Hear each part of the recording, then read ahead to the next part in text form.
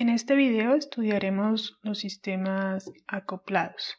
Anteriormente estudiamos el movimiento de sistemas que tenían un único grado de libertad, es decir, su movimiento oscilatorio se podía describir por una única coordenada, como el sistema masa-resorte, el péndulo simple, el péndulo físico, entre otros. Cada uno de esos sistemas oscila con una única frecuencia de vibración, que es la frecuencia natural omega sub 0. ¿Qué sucede si a estos sistemas se les agrega otro objeto que oscila, como por ejemplo si se conectan dos bloques a través de resortes como en la figura, o si al péndulo simple se le conecta otro péndulo a través de un resorte? Lo que observamos es que ahora esos sistemas pueden oscilar con diferentes frecuencias. El número de frecuencias dependerá del número de grados de libertad del sistema. En los ejemplos anteriores, el número de grados de libertad es 2. Es suficiente con dos coordenadas para describir el movimiento de los osciladores. Así, esos sistemas vibrarán con dos frecuencias diferentes. A estas frecuencias se les conoce como frecuencias normales de vibración. Esos sistemas también oscilarán de formas diferentes. Los osciladores se pueden mover en la misma dirección o en direcciones contrarias. La forma en la que el sistema oscila se conoce como modos normales de vibración. Cuando un sistema se encuentra en determinado modo de vibración, los osciladores se moverán con la misma frecuencia. Además, cada modo de vibración es completamente independiente de los demás. Ahora encontremos la ecuación de movimiento para estos sistemas acoplados sin amortiguamiento. Consideremos dos péndulos de masa m y longitud L unidos por un resorte de constante K como en la figura. Este sistema tiene 2 grados de libertad, por tanto el movimiento de los péndulos se puede describir a través de dos coordenadas angulares, θ sub A y θ sub B, medidas con respecto a este eje vertical. O también se pueden describir a través del desplazamiento a lo largo del arco de la circunferencia x sub A y x sub B. Si sobre los péndulos no actúan fuerzas amortiguadoras y tampoco actúan fuerzas impulsadoras externas, entonces el movimiento que siguen los péndulos será un movimiento armónico simple. El número de modos de vibración y de frecuencias de vibración también es 2. En la figura se han representado los modos de vibración. Cuando el sistema se encuentra en el primer modo de vibración, los dos bloques oscilan con la misma frecuencia omega sub 1 y se mueven en la misma dirección con el mismo desplazamiento. El resorte en este caso estará relajado y la frecuencia de vibración de los bloques será la de un péndulo simple que es raíz de G sobre L. Si la velocidad inicial de los bloques es 0, la constante de fase será 0 y los desplazamientos de los bloques estarán dados por las ecuaciones. X sub A será igual a A1 coseno de omega sub 1t y X sub B será igual a B1 por coseno de omega sub 1t. De aquí la relación entre amplitudes es A1 sobre B1 igual a 1. En esta simulación está representado entonces el primer modo de vibración. Vemos que los dos péndulos se desplazan en la misma dirección con la misma frecuencia omega sub 1. En el segundo modo de vibración, los péndulos se mueven en direcciones contrarias con la misma magnitud del desplazamiento, con una frecuencia omega sub 2. El resorte se estira y se comprime, influenciando el movimiento de los péndulos. Omega sub 2 ahora va a depender de la aceleración de la gravedad, de la longitud de esos péndulos y también de la constante de elasticidad del resorte. Los desplazamientos de los bloques estarán entonces dados por las ecuaciones x sub a igual a a2 coseno de omega 2t y x sub b igual a b2 coseno de omega sub 2 por t. De aquí llegamos a que esa relación entre amplitudes va a ser igual a -1, entonces los péndulos se desplazan en direcciones contrarias. Este sistema también podría oscilar con un movimiento que es una combinación de los dos modos de vibración anteriores, como se ve en la figura. Y por esta razón no es un modo de vibración porque se trata de un movimiento que no es independiente, pues tenemos esa combinación de esos modos de vibración. En lo que sigue encontraremos los modos de vibración de este sistema. A través del siguiente método hallaremos las frecuencias normales de vibración y la relación entre amplitudes de los movimientos de los osciladores a dichas frecuencias. Lo anterior nos permitirá saber cómo oscila ese sistema, es decir, cuáles son sus modos de vibración. Primero encontremos las ecuaciones de movimiento de cada uno de los péndulos a partir de la segunda ley de Newton. Identifiquemos las fuerzas que actúan sobre el primer péndulo. Supongamos que el resorte está estirado. Para saber cuánto se ha estirado, inicialmente localicemos el péndulo B en su posición de equilibrio y desplacemos el péndulo A hacia la derecha una cantidad x sub a. Así, la elongación del resorte será x sub a. Ahora, si el péndulo B se desplaza x sub b hacia la derecha, la elongación del resorte será menor y será igual a x sub a menos x sub b, como se ve en la figura. Si el resorte entonces es estirado esta cantidad de x sub a menos x sub b, este va a ejercer una fuerza elástica sobre el bloque de masa MA que va a ser igual a K por XA menos XB. Y esa fuerza está dirigida a lo largo de este eje donde oscila ese péndulo y tiene un signo menos porque apunta hacia la izquierda. En esa misma dirección también actúa la componente en X del peso, que es igual a menos m sub a por g por el seno de teta sub a. Entonces, para ese primer péndulo, la sumatoria de fuerzas va a ser igual a la masa por la aceleración del bloque, que es x sub a 2 puntos. Y al final obtenemos esta expresión, la ecuación número 1, que es su ecuación diferencial. En el segundo péndulo, la fuerza elástica está dirigida hacia la derecha del eje X porque el resorte está estirado y este tiende a volver a su estado relajado. La componente del peso sigue estando en esa dirección X negativa. Entonces, para este segundo péndulo, la sumatoria de fuerzas, que va a ser igual a la masa de ese péndulo por su aceleración, nos va a dar esta expresión. Simplificando todos esos términos y sumándolos, obtenemos la ecuación diferencial para ese segundo péndulo.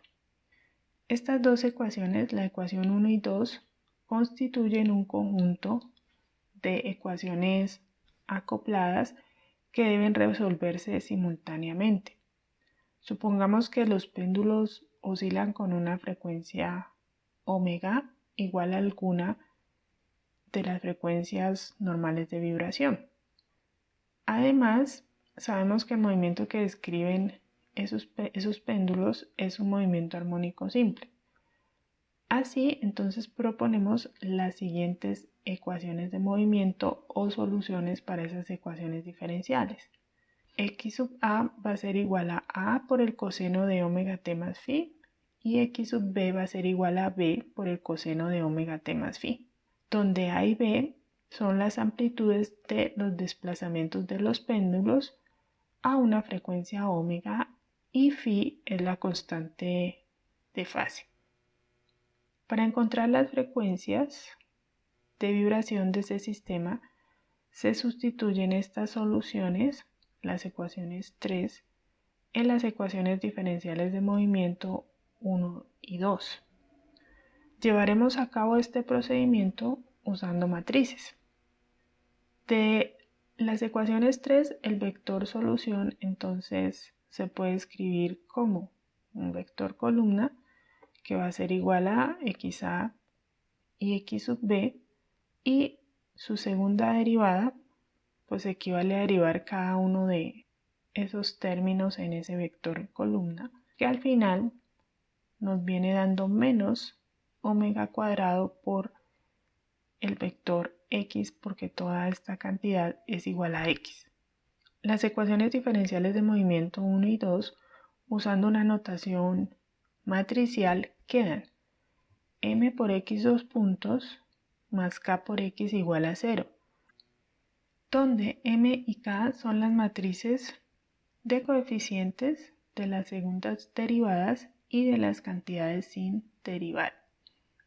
En la primera fila de la matriz M van todos los coeficientes que acompañan las segundas derivadas que aparecen en la primera ecuación diferencial.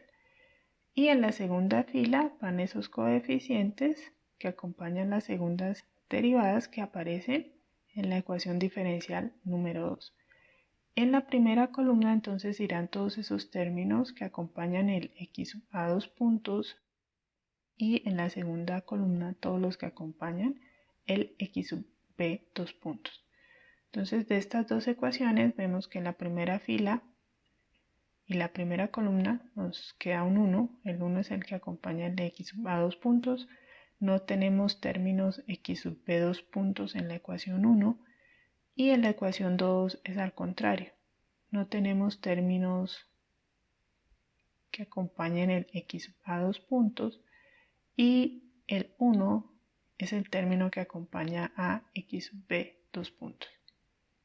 De la misma forma construimos la matriz K, pero ahora esa matriz es de los coeficientes de los términos sin derivar de x sub a y x sub b que aparecen tanto en la ecuación 1 y en la ecuación 2. De la primera ecuación entonces los coeficientes de x sub a son k sobre m más g sobre l, y menos k sobre m viene siendo el término que acompaña a x sub b. De la misma forma obtenemos estas expresiones que van en la segunda fila. Entonces menos k sobre m acompaña a x sub a en la ecuación número 2, y k sobre m más g sobre l acompaña a x sub b también en esa ecuación diferencial, donde pues hemos supuesto que las masas de esos péndulos es la misma y es igual a m. Es fácil ver que al multiplicar las matrices, todas estas matrices de la ecuación 6, se obtienen las ecuaciones diferenciales 1 y 2, haciendo pues este producto entre matrices, filas por columnas. Entonces si multiplicamos esta primera fila por esta columna, igual para esta lo sumamos con esta otra expresión, obtenemos la ecuación diferencial 1. Y si multiplicamos la segunda fila por estas columnas, obtenemos la ecuación diferencial número 2.